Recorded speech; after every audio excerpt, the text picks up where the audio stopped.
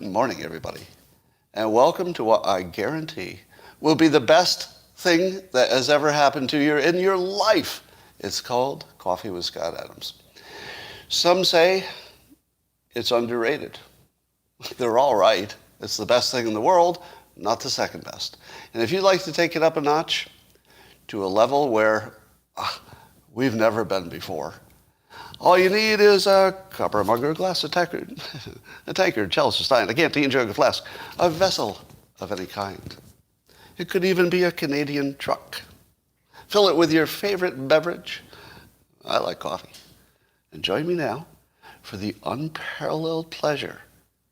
The dopamine hit of the day, you might feel a little bit of a tingle. Chills? Anybody? Chills? It's called the simultaneous sip, and it happens now. Go.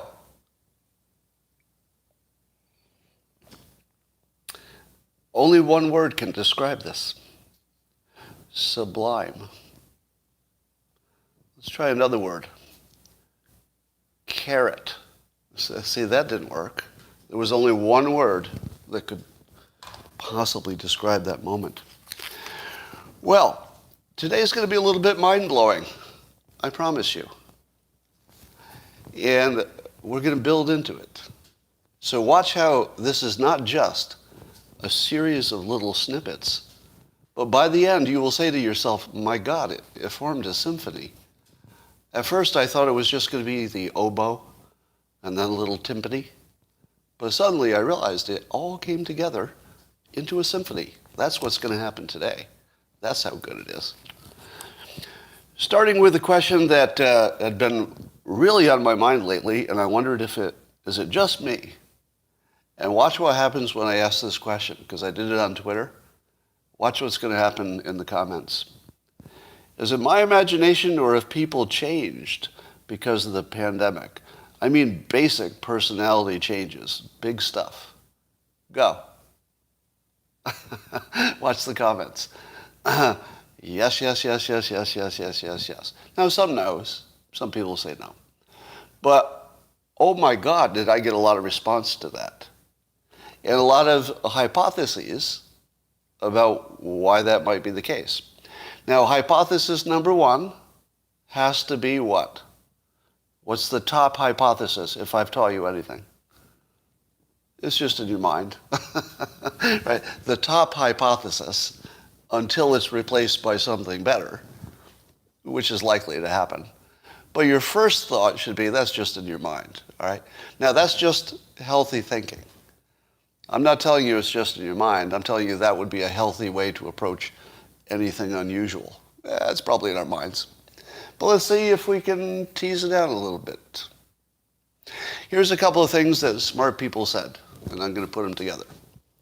One of the things that Naval said, Naval Ravikant, for those of you new to the live stream or haven't heard his name before, smartest person in the world. Maybe. I mean, I don't know that for sure. But if you were to just judge by things he has said and done, maybe the smartest person in the world. All right, so you can go Google him and find out yourself. But Naval, I'm pretty sure it was Naval. Do me a fact check, because I'm doing this by memory. I think he said toward the beginning of the pandemic that one of the things he predicted is that it would accelerate everything. Can you give me a fact check? He did say that, right? He said it would accelerate everything that was going to happen anyway. So instead of 10 years, things would happen in 1 or 2. Now, how is his prediction? How is that prediction? It's Naval Ravikant, Ravikant, creator of AngelList, etc. So how is his prediction? Did the pandemic speed up everything? It sped up vaccinations. It sped up commuting, going away. It sped up online buying. It sped up door dashing and food delivery. It sped up a lot of things. And I think there are probably various technologies that get a kickstart. I could speak for myself. I would say that there are things that I had put off that I brought forward just because, I had time because we were locked down. So even the the upgrades I did to the live stream are things that probably would have taken longer, but I accelerated them because of the pandemic. Now there might be other things to slow down, like in the short run, the supply chains. But in the long run, inflation got worse fast. Just the whole international relations changed fast. Deaths were, even death was accelerated. It's like everything was faster. So I would say that was a darn good prediction. Now I'm going to combine this with something I heard recently that Brett Weinstein and I think Heather Haying were saying, and tell me the name of their new book, because I'm such an idiot. I just looked at it and then I forgot to write it down. In the comments, just say the name of their new book. Apparently it's pretty good. I hear good things about it. Hunter-Gatherer's Guide. Thank you. But I don't know if I think this might be from the book, but in an interview I heard him talk about how humans are the most adaptable of really anything that's alive at this point. Now, and that makes sense, right? That we adapted to all kinds of weather and all kinds of diets and all kinds of everything. And now we're finding this, that we're adapting faster and faster than we ever had to, because the rate of change in the external world is so fast that we're trying to keep up with the changes that are happening in the environment. So we've gone from the most adaptive creatures to having to super adapt. And then the pandemic hits. And suddenly the pandemic breaks all the laws. All the rules are different. Like everything you took for granted is in play now. Everything. Now you've got a super adaptive species who's trying to figure out how to adapt, but we don't know what the hell's going on. What are we adapting to? Exactly. Like everything's changing. All right, I'll adapt to that. Wait, oh, that's changing. Okay, I got used to, okay, that changed. So we're basically in this state of insane flux because we're so adaptive, but that doesn't work if the environment is changing faster than you can adapt. And that's where we're at the minute. What would you expect to happen? What happened, here's just my personal hypothesis that I'll just throw in the pile. I think, and a lot of you said some version of this, I think people were revealed for who they were all along.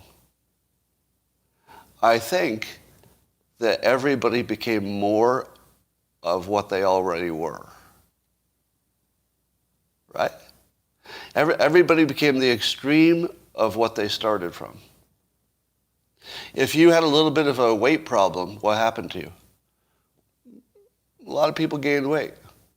If you were a fitness person, and I would say I would be in that category, or even if your mind was oriented toward that way, what happened to you during the pandemic?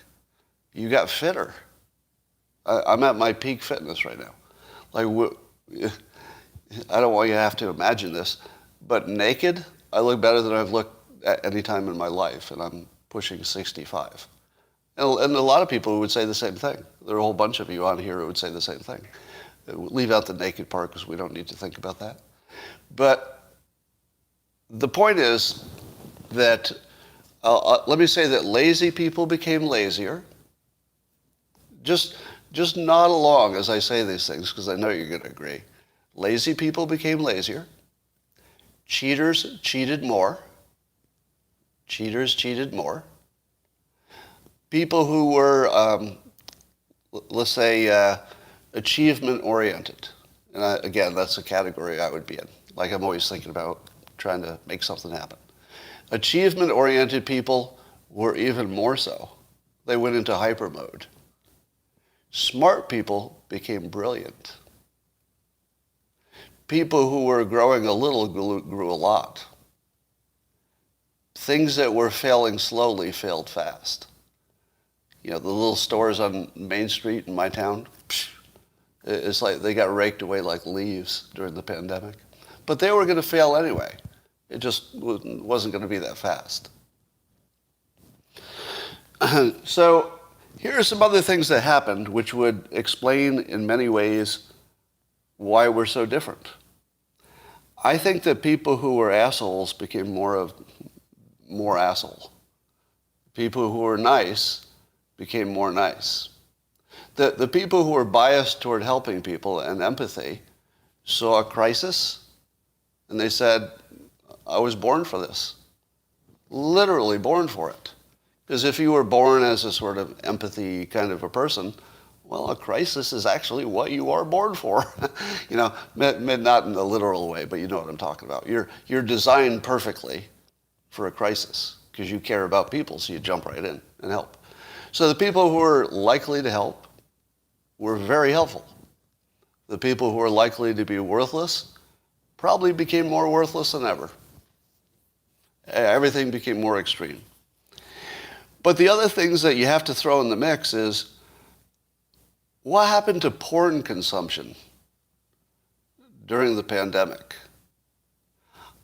I don't have data, but I'm going to take a guess. Anybody want to take a guess? Without the benefit of any data, probably through the roof. Through the roof. I talked about the series on HBO, I think, called Euphoria. It's about young people and, you know, working through the culture that's too much drugs and too much porn and all that. And one of the things that the series, which is really tries to hit something close to reality for people in that age group, it talks about how it's an entire generation that only learned sex from porn. Only. And no other source. Because by the time, you know, your high school or your parents got around to it, you'd already consumed so much that it wasn't likely your opinion was going to get changed too much. So apparently even, you know, two young people looking to hook up is going to look like porn. Or it's going to look like their imitation of the best they can do to look like what they've seen, because we're an imitative species. So what's that doing to people? Well, something. I mean, I'm not even going to give you an opinion, you know, how that's good or bad. You know, you can make your own opinions. But it's definitely different. It's, you know, if you don't think that'll change your brain, well, let me ask you. You all think that porn changes your brain, right? Like it actually rewires you. You all get that, right? It's only a question of how much you do, right? If you don't do much, it's not much of a big deal. If you do a lot, it just becomes, it would just turn you into it. You know, you become it. You merge with it, basically. So there's that. Then there's the whole commuting thing. What happened when people were forced to no longer be with their second family? For a lot of people had two families, didn't they? They had the work family and then they had the home family. And then the work family went away. What happens if you're buying stocks and you're not diversified? Anybody? Anybody? You're buying individual stocks and you're insufficiently diversified, meaning not enough different stocks. You're going to get wiped out sooner or later. Maybe not right away. But if you're not diversified, you're going to get wiped out. You have a 90% chance. So there are a whole bunch of people who had their social life diversified, meaning you could have a bad day with your spouse, but at least you go to work and there's your friends. Or you could have a bad day at work, but at least you can go home and your spouse is nice to you. What happens when you just take away all the diversification of your social life? And then what used to be this rich social life becomes your family members. I'm sorry to say this, but there's nobody you can get sicker of faster than your own family members, right? And they're the people you love the most. You know, you still care about the most, love them. You know, no change in that stuff, right? That's pretty much baked in. But oh my God, what stress to put on marriages. I think that, you know, in the same way that all the small businesses got wiped out by the pandemic, I think a lot of relationships got wiped out by the pandemic. I mean, I think the pandemic just, and I don't know that we see the full result of that, you know, that's going to work through the system. So Almost everything was faster. And here's what's happened is I feel like, let me tell you my impression of what's different. So here's what's different for me. You know, I talk a lot about the simulation, too much. But how it feels to me is that I can see the machinery of reality in a way that I couldn't see before. Or that, let's say maybe I knew about the machinery of reality intellectually, just sort of philosophically, but I couldn't see it. I feel at this point I can see it.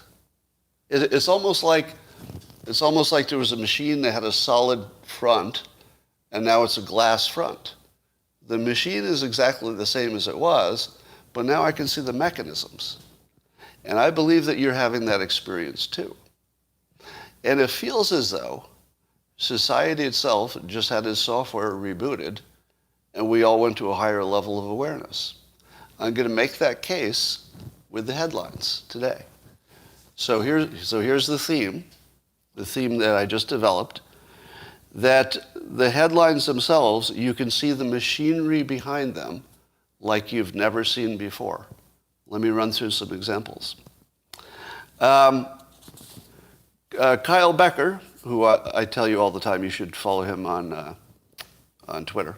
He's got great reframings and lots of scoops and stuff on the news. And he gives us this little bit of context about the January 6th situation. He says, the Democrats contested presidential elections 3 times since 2001. They even argued voting machines were suspect. There were riots in D.C. at Trump's inauguration. The amount of memory holding these left-wing news networks do is truly impressive. Now, you see the machinery, right? When I read that, you say, oh, that's a RUPAR. In other words, the entire January 6th narrative only works because, as Kyle points out, they leave out the context. If you put the context in, if you reverse RUPAR'd it. Now, I'm not sure that all of you would see this as instantly, even a few years ago. But now it's just automatic, isn't it? You just see the machine. Here's some more examples. Lindsey Graham apparently said about Trump potentially pardoning the January 6 rioters. He said, quote, I think it's inappropriate. So Lindsey Graham thinks it would be inappropriate if Trump became president again to pardon those people. Here's Joel Pollack giving you some context. He says, I want to hear him explain why the guy with the buffalo horns got 4 years while an FBI lawyer who doctored an email to deceive a FISA court in the Russia collusion probe got community service. Now, you probably haven't heard it so clearly and well stated before, but you could see that machinery, couldn't you? We could already see that these were political prisoners. It's just, Joel helps us put it in context there. But you can see the machinery behind the glass facade. And, of course, we've lost all trust in our institutions, as Joel says. On Twitter, they have these what you need to know sections. Every now and then there'll be a topic that Twitter helpfully summarizes in a what you need to know. It's usually some bullet points. So I sure hope I wrote that down. Oh, yes, I did. Here it is. The what you need to know. So there were 4 bullet points.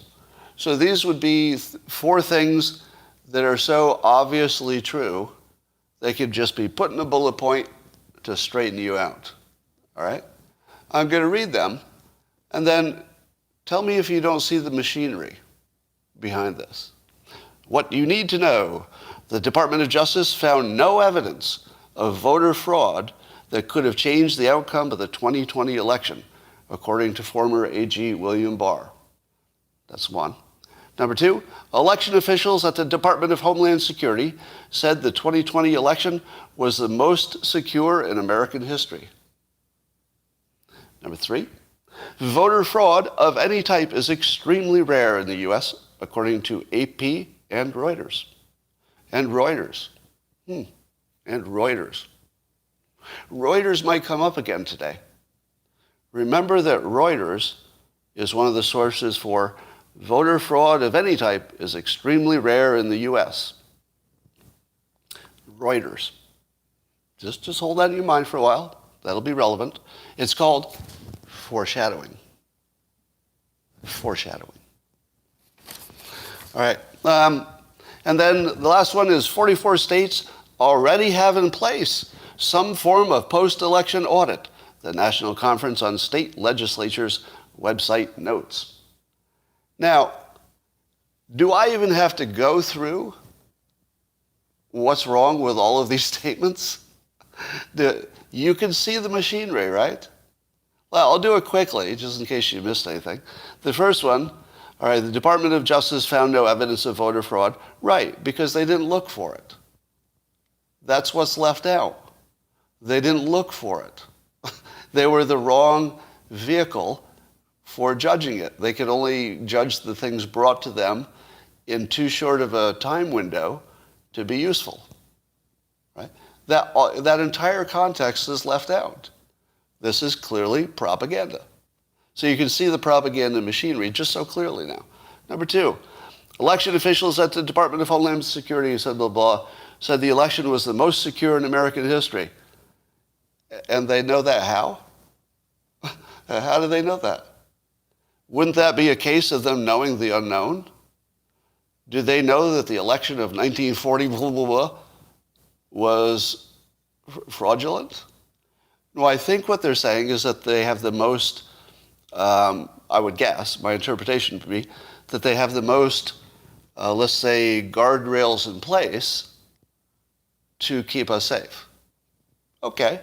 Now that would be a reasonably good thing to know. We have the most in history guardrails and procedures in place to keep it fair. Here's some context I'd like to know. Is that enough? Doesn't it sort of matter? It's sort of binary, isn't it? I don't care if it's the best it's ever been. Is it enough? The most basic question is left out. Is it good enough? Are you saying we doubled it from 10% good enough to 20% good enough? The entire context is missing. Obviously propaganda. Voter fraud of any type is extremely rare in the U.S., according to AP and Reuters. Reuters. Hold that thought. Reuters. We'll do the next one. 44 states already have in place some form of post-election audit. Is it enough? Yeah, okay. They have some form of post-election audit. What form? Does it include any of the digital part? Does it include somebody looking at the code? I don't think so. Some form. Now, isn't it obvious that somebody who would write a sentence like this is not meaning to inform? It is quite clear with the 4 of these that they are designed for propaganda, for manipulation. And let me ask you, was it not obvious to every one of you when you read it? Or when I read it to you? I mean, I primed you for it, but you saw it right away, right? At least my audience does, I think. Now, let me be clear. I am also not aware of any fraud in the 2020 election. I have to say that because, first of all, it's true. I personally am aware of no fraud whatsoever. I'm not even aware of any small fraud because if there were any stories like that, I wouldn't have paid attention anyway. Somebody says, yes, you are? No, I'm not. No, I'm aware of small irregularities, but I don't remember the details because they weren't important if they were small. But I'm aware that people have reported them, so maybe that's what you were looking for. All right. What is true? Let's get into what is true. And I'll take a little example. Do you remember the famous incident? And of course, you know that all the news has to go through the Joe Rogan filter now. So it doesn't matter what you're talking about. It's got to have a Joe Rogan reference to it, and we're going to have plenty. All right.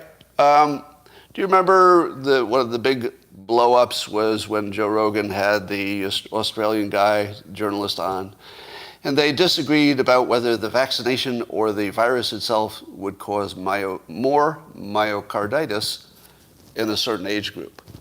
And then it looked like maybe the journalist said something wrong, but then Joe Rogan disagreed, but then on the show, it looked like Joe Rogan saw a source that agreed with the journalist, but then when we looked at it later, it looked like maybe Joe Rogan was right after all, but then I listened to another video of a cardiologist who said when he really dug into it to find out which of them was right after all, that you can't tell.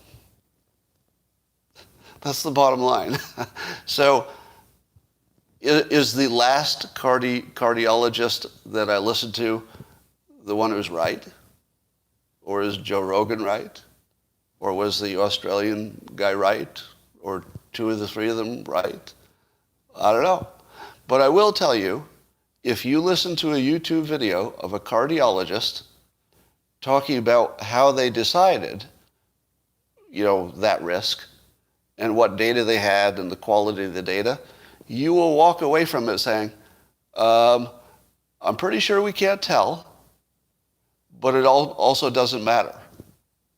And the doesn't matter part is that whatever the risk is, it doesn't matter even which one's bigger. It's so small, it's not part of the decision. So even something as basic as what you thought about that story, I don't even know if we know that. So our understanding of what is true and what can be known is completely different after the pandemic, isn't it? Everything you thought about the experts, everything you thought about the quality of the data, it's not the same as before the pandemic. Now you think that even the most basic, clear story, and this one should have been one. This one should have been two people, weren't sure of some data, but then after the episode aired, the experts looked at it and said, well, here's what's going on. And then they all agreed because we're all looking at the same data. But things aren't that clear. Apparently not. All right, let's talk about Joe Rogan's video response. So many of you have seen it, but you don't need to have seen it in order for me to, talk about it. So he did a little, handheld sort of a selfie video that I saw on Instagram, and I guess it's on all the social platforms by now, in which he talked about the accusations that he's spreading misinformation about COVID stuff, and the Spotify problem of blah, blah, and what's his name? Neil Young. I didn't do that intentionally, but that pretty much summed up the whole story right there. Neil Young wanting his music to be taken off because he thinks Joe Rogan's spreading misinformation. All right, so I listened to Joe Rogan's thing, and my first take, which I tweeted, but I'm going to revise in a moment, is that it's the best response I've ever seen to a public relations problem. That was my first response. The best response I've ever seen to a public relations brouhaha. I now revise that opinion. It is the second best response I've ever seen. And I don't think it's a coincidence, but that's just a guess. Now, it would be fun to hear him confirm or deny this. So I have a hypothesis. And I'm going to tell you who number one was and see if you can draw a connection. Number one was Steve Jobs. Steve Jobs. Steve Jobs, when he had his public relations problem, it was one of the early iPhone models. If you put your hand in a certain place on the phone, it would touch the antenna and it would cut off the call. Imagine having a handheld device that you couldn't hold in your hand. that you'd paid, I don't know, $1,000 for, or whatever the price was. That's like the worst thing that could ever happen to a company. Well, we made a handheld object. You just can't hold it in your hand. That's the only problem. Otherwise, it's really spiffy. Doesn't make phone calls, and it's a phone. But otherwise, really good. That's a big problem, right? Here's how Steve Jobs handled it, which became the stuff of legends. It was actually written about in his autobiography, and it was sort of a big deal. Steve Jobs got in a call with all the journalists, and he said, and I'm paraphrasing, but this is the basic idea. He said, all smartphones have problems. We want to make our customers happy. And then he said, here's what we're going to do. And the next day, because he had reframed it as all smartphones have problems, the press, instead of killing Apple for having a phone that had a problem, they started doing stories about all smartphones had problems. It completely worked. Now, I don't know if Apple helped to seed those stories, but the net effect of it was it really worked. And here's the form that Steve Jobs used. Number one, reframe. He reframed iPhone has a problem to all smartphones have problems. Good technique. Number two, he showed empathy. We want to make our customers happy. A very direct statement about his customers. It wasn't about the company. It wasn't about Steve Jobs. He reframed it and he said, we want you to be happy. Then he said, we're going to do this to make you happy. And then he said his solution. Very simple, perfect handling. All right? So let me show you the frame again, because we're going to show you this frame a second time. You reframe it, you show empathy, and then you give the solution. Reframe, empathy, solution. Now, I think the story is that Steve Jobs did not come up with that himself. I believe he came up with, and I forget the name of it was a PR executive who was an expert at that. Somebody will tell me in the comments if you've read the biography Jobs. Anyway, so Steve Jobs had some help from an expert, but Steve Jobs was an expert too on this. Somebody will say the name of it. Is it McKesson? McKesson? I don't know. Doesn't matter, but it was a professional who was good at it. Now, let's talk about Joe Rogan's thing. Joe Rogan basically said, did I actually not write that down? I don't think that's possible. So here's how he started. His first reframe was, he talked about his show being a conversation that grew big unexpectedly. I'm paraphrasing now, but he says, I'm just talking to people about stuff that's interesting to me, and that it grew into this big thing. And so that's the context. The context is, I'm not the news, right? That's pretty important, because the context is that, allegedly misinformation. So the first frame is, this is just a conversation of something interesting, not the news. Now, he didn't say I'm not the news, but that's the context. So he reframes it, and he said basically there's no agenda, it's just interesting stuff. And he also talked about how the experts he's had on, some of them would have been banned, and he claims, for things that in the end ended up being right. So then he gives you further context that says how many times, he has specific examples of people who said things that the mainstream would have said, no, that's dangerous, and then they turned out to be right. So that's good context. All right, so like Jobs, Joe Rogan reframes the situation. Then he shows empathy.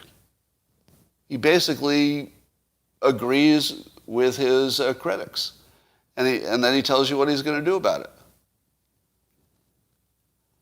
Reframe, empathy, solution.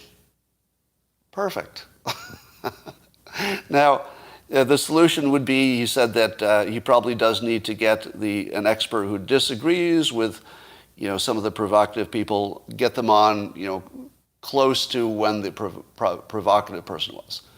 And he said that he does his own scheduling and that he needs to do that, more, I don't want to say better, but he just wants to pair the differing opinions so they're a little closer together, which is, is a form of what I'd been suggesting as well. Now, I thought it's even better if they're there at the same time, but maybe that's hard to manage.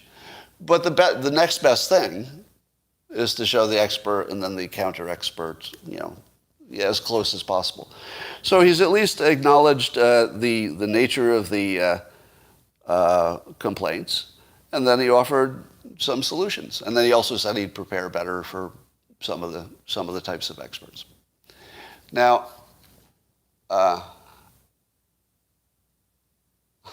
here's David Smith. Scott loves sucking up to Big Pharma. Sheep. Rogan is accepting a misinformation tag on his show. Weak. All right. The people who only see things as like weak or sheep, you're like binary idiots. So we'll get rid of this binary idiot. Goodbye. All right. You've got to handle a little bit of nuance to enjoy this live stream. All right. So I would say, here's my speculation. One of the things that Joe Rogan gets right is what I'll call the Norm Macdonald theory of comics, comedians, that is. Norm Macdonald explained once, I saw it on a video recently, that you don't want to act smarter than your audience. You want to act dumber than your audience, but maybe, I think I'm adding this part, but maybe surprise them that your stuff hangs together better than they'd think, right? Joe Rogan does an insanely good job of what a good comic does. And remember, he's got this whole talent stack working, stand-up comic, and then plus all the other skills, acting, blah, blah, blah. So I don't know how much is, knowing what systems work and borrowing them. I don't know how much is natural. Can't read minds. But when you see one of the things that makes Joe Rogan so popular is he doesn't ever let himself look like he's smarter than you, right? That is sort of genius because it's a hard thing to do if you think maybe you got some of your success because you were smart. You'd have to think that in his private moments, he might have some positive thoughts about his own intelligence. It got him where he is, right? Now, here's my take. And I'll make this conditional. My guess is that when the thing blew up with Spotify and Joe Rogan, that he's now playing at let's say a corporate level. I hate to say it, but, because Spotify is involved, there's sort of a corporate element to this. It would surprise me if Spotify did not offer to give him some professional crisis management PR advice via somebody like Steve Jobs got the advice. So my guess is that in both cases, Steve Jobs and Joe Rogan got advice from the best advice givers you could possibly get advice from. But that's not good enough, right? Because if most people got the greatest advice in the world, they, wouldn't recognize it, right? They wouldn't recognize it as good advice. You have to be pretty smart to even recognize it. And then secondly, they couldn't implement it. Because it takes a lot of communication skill and, most important, reserve. Like to hold back all of your normal instincts to give the perfect three-part, response that both of them did. So here's the thing. If Joe Rogan got advice from an expert, he did a really good job of following the advice, like really good. But if Joe Rogan came up with this spontaneously, which it has the look of something where he'd been thinking about it for a while, picked up his phone, and then gave you 10 minutes of perfection. that could have happened? I don't know, and I would love to know. Because if he did that spontaneously, after thinking about it a lot, of course, but if that was one take, spontaneous, and he hit the three elements that cleanly, that is one of the smartest things you've ever seen in your life. That would be just insanely smart. And like the amount of skill that would go into that would be hard to imagine. So I would just love to know. I don't know if he'll ever talk about it, but I'd be real curious if he got expert advice or if that was just spontaneous. That would be really interesting.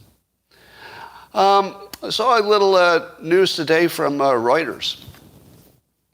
This came from Reuters. And it reported that ivermectin was effective against Omicron in a phase 3 trial. Wow, that's big news. Everybody's saying bad things about ivermectin, but here's Reuters today saying that ivermectin, in a Japanese study, that is effective. It is effective against Omicron in a phase 3 trial. Holy cow. Wow. That fake news lasted, I believe, less than 1 minute. It's not true. It took me 1 minute to say, well, that's a pretty vague claim, because you look at it and there's no link to a study. Like, it just looked obviously untrue. Because I could see the machinery. Now, I didn't really have to, break it down or anything. I just looked at it. I just looked at the story and I said, well, that's somewhat transparently not true. Now, I'm not talking about ivermectin, right? This has nothing to do with ivermectin. It's just about the truth of a story. And then it took Andres Backhouse another 5 seconds to completely dismantle it. And he goes, this news fails 2 basic sanity checks. 1, there is no preprint or other documentation yet. And then 2, assuming they did the trial in Japan, Omicron became dominant there just 1 month ago. 1 month isn't a realistic time frame for a whole trial. And I'm thinking, yeah, okay. And by the time I had read that, the Reuters had already corrected the story and took out the phase 3 trial part, which was the ridiculous part. Basically, they found out that ivermectin works in a lab, which we already knew. In other words, there wasn't any news. There wasn't any news at all. Do you know what else works in a test tube against diseases? Practically everything. Do you know what kills a virus? I don't know. You could probably piss on it. I think pretty much everything kills it. In a lab, Coca-Cola. In a lab. So basically, this is Reuters reporting something that wasn't even close to being credible or true. But remember my original point? The pandemic has allowed us to see the machinery. You could just see this one. You didn't even have to analyze it. You just, that's not true. All right. Pat Sajak had this tweet. He said, I've discovered that no matter how outlandishly over the top, satirical, sarcastic, or ridiculous the tweet, approximately 20% of Twitter users who comment will take it at face value. Helps explain why there's so much anger out there. Well, I think Pat was off by 5 percentage points. As I've been noting, 25% or so-ish people will be wrong about anything, everything. To the point where I got a tweet just before I came on, or was it, maybe I saw it on a local's comment, I'm forgetting where I saw it, that maybe it just might be as part of the base rules of our reality. The base rule of reality is around 25% of people have to misunderstand everything. It's a different 25%, I hope. I hope it's not the same 25%. But there always has to be this standard 25%, no matter what. All right. One more thing, and then I'm going to solve the Ukraine problem. We have to only start looking at unvaccinated people. And we have to look at only fully vaccinated deaths to make our decisions on the mandates. Fully vaccinated deaths. We've been doing the wrong thing. We've been looking at unvaccinated deaths, but that's the group that chose that option, right? But if all the unvaccinated people are completely happy with their risk management decision, and they are, and all of the vaccinated people, they've seen the risk drop to the point where it's now a baseline risk, not a pandemic risk. Why are we looking at the deaths of the unvaccinated? They're getting exactly what they want. Not the dead ones, but the people who lived got exactly what they wanted. And the people who died, they chose a path that they were fully informed about. They didn't believe it, and that was their option. So if you looked at the total deaths, vaccinated and unvaccinated, it looks like we're at a record.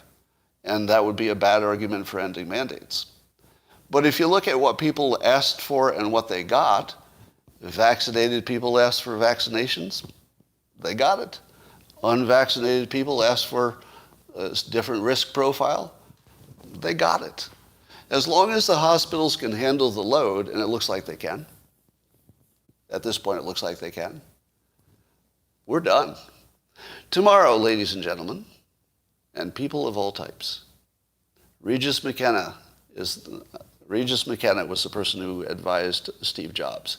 I don't know if he advised him on that question I was talking about. But thank you very much. It was Regis McKenna.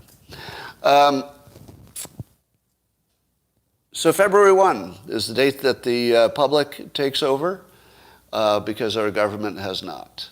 And I believe that the argument should be that everybody got what they wanted at this point. The vaccinated got what they wanted. The unvaccinated got what they wanted. We are done. I would argue that the worst way to protest at this point is with trucks. Because don't we need the stuff in those trucks? Anybody? I think we need the stuff in the trucks. I don't think we should stop the supply chain for anything. That's just my thinking. But here's what we should do. We should just take control. Just take off your mask if you go in a place that requires them.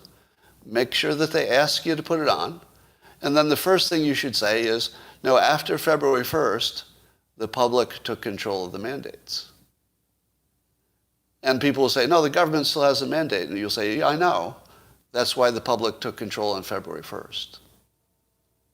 Now, if they put up a fight, well, you can decide to leave or put on your mask. That's up to you.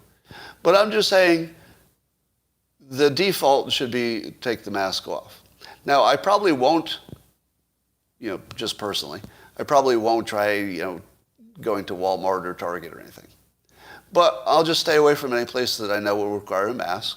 And any place I think is a soft target, I'll go in and take it off. And we should just see it. And there will people be, more rebellious than I am. We're going to try to get on planes and everything else. But that would be a little bit dangerous at this point. I don't think I'd mess around with an airport. But the point is, we have to make it a big enough deal that the press starts talking about it. If the press doesn't talk about the public taking control of the issue and make that a theme, it just wasn't going to happen, right? So you need the press to understand this is a perfect story. The press does not like dog bites man, because that's normal. The press likes man bites dog. The press doesn't care if the government tells you what to do. That's normal. The press does care when the public tells the government what to do. That's what makes it a story. So somebody needs to talk about the public rebellion until the narrative catches on, and then it snowballs. But let's kick this thing off. Now, let's tell you how to handle the Ukraine problem.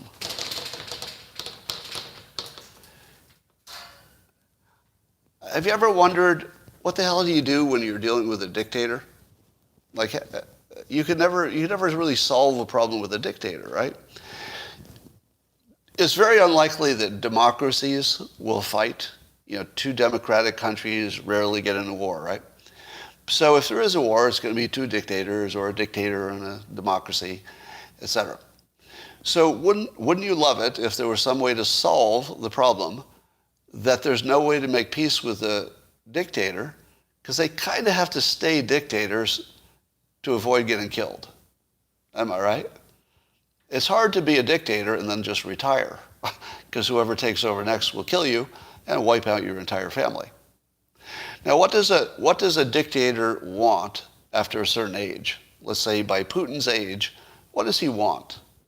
Probably something like a legacy. Probably something like keeping his genetic line safe. Do you feel that would be a safe thing to say?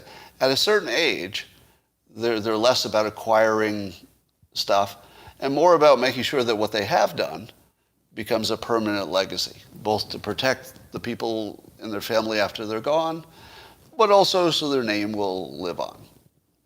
So how can you solve this problem of giving the dictator something that protects them in that way after they're gone, but also allows you to negotiate in some productive way? So I think this is the reframe that needs to happen. We should talk to our dictators about the fact that if they keep with their current model, it's inevitable that their bloodline is going to get wiped out. Meaning that whoever takes over after them is going to look for your relatives and make sure they get out of there because the relatives are the dangerous ones, right? So how can you keep your relatives and your legacy from being erased and canceled? And here's the way to do it. Guarantee everybody who sticks within their borders as they exist today that they will be supported against all attacks forever. In other words, give them job security instead of trying to depose them. It's the whole deposing them that gets the problem, right? If we're trying to depose Putin all the time, well, he's going to push back. Like anybody's going to push back. So can we remove the incentive for them to be hacking us and poking us back? I think we can. Because I'm not terribly concerned if the Russian people have a dictator, are you? I mean, really? Because I feel like maybe a lot of them prefer it. I think maybe a lot of them prefer it. And it's not our problem. So instead of trying to turn anybody into some kind of a democracy so that we can be friends, why don't we do it the Trump way? Trump goes to North Korea and says, there's no reason we need to be enemies. How about if you want some economic development, we should talk.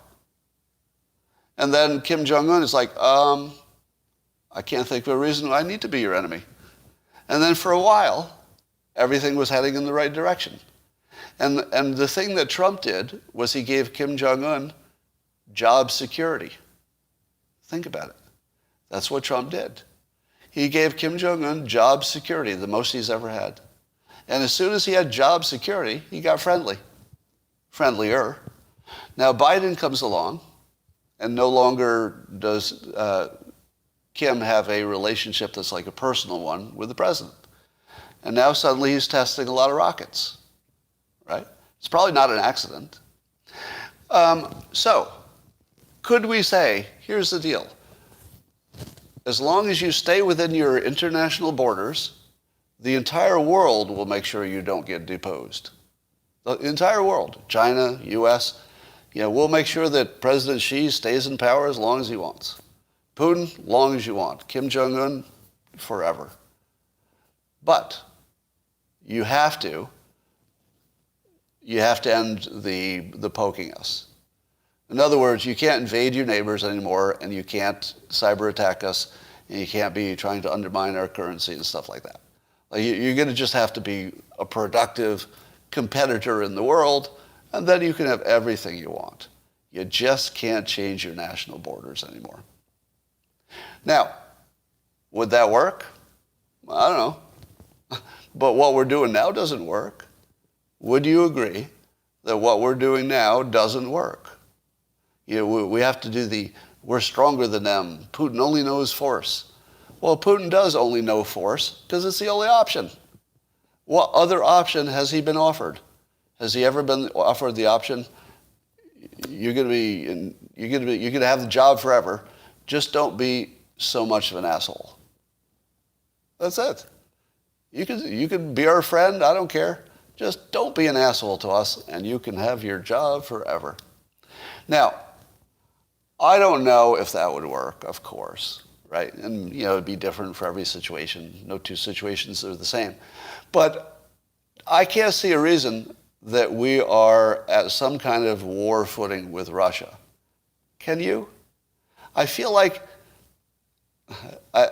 infantile position. I feel as though we lost the reason. We lost the reason.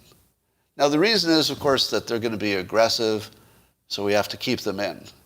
And they're thinking, U.S. is going to be aggressive, so we have to keep them in. Well, what if we just weren't? There's no reason. It's just two people who are locked in this model that doesn't make sense anymore. The last people we want to have a war with is frickin' Russia. It's last. Let's have a war with anybody else but Russia. Anybody. Literally last on my list. Of course, they make it easy to gin up war because of the way they act. But let's figure out a way to change their incentive. All right. That is my incredible live stream program for the day. Probably the best thing you've ever seen in your entire world. I'd like to show you one more thing to show you the machinery of, stupid phone. Stupid, damn phone. All right, I guess I'll do it the long way. Here's a picture that the LA Times ran about the Joe Rogan and Neil Young controversy. All right. And look at the picture they chose for Joe Rogan. And look at the picture that they chose, chose for Neil Young. So Neil Young, he doesn't look like a heroin addict. He looks like a thoughtful, possibly a brilliant man. Joe Rogan, the picture that they picked the AOC picture with the big eyes. And here's the headline. This is from the LA Times. Spotify CEO Daniel Ek responded to Neil Young and others removing their music from the platform over COVID-19 misinformation spread on Joe Rogan's popular podcast. So they say it like it's a fact that it was misinformation. Is it a fact? Is it a fact that it was misinformation? Or is it experts disagreeing? So they treat it like it's a fact, like you don't need to think anymore. You see the machinery, right? You can see the machinery. So that, my friends, is the best show ever. And YouTube, I will talk to you tomorrow.